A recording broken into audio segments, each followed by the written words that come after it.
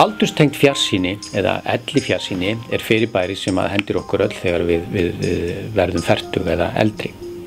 En hvað þetta fyrirbæri? Jú, til þess að skilja það þá þurfum við aðeins að kíkja inn í augað.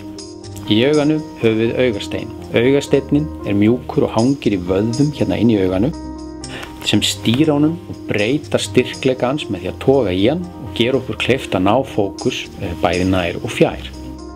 Með aldrinum stirðnar augasteinninn og hann hættir að geta hjálpa okkur með þessum hætti. Fyrir vikið upplifum við þessa tilfinningu að við náum ekki fókusina nær okkur og förum að færa hlutina fjær. Náttúran hefur ekkert gott svar við þessu enda gerðum ekki ráð fyrir því að við yrðum svona gömul eins og raun ber vitni. Þannig að okkar eina leið til þess að mæta þessu svo að setja gleraugu fyrir framan okkur og ná þannig fókus nálægt okkur. Þetta hefur hingað til verið eina lausnin sem hefur verið í boði. Hins vegar hefur bæði með tilkomu kontaktlinsa og nú síðast leyseraðgerða og augasteinaðgerða komið fram á sjónarsviði leiðir sem að hjálpa okkur að taka á þessu með mun betri hætti en áður.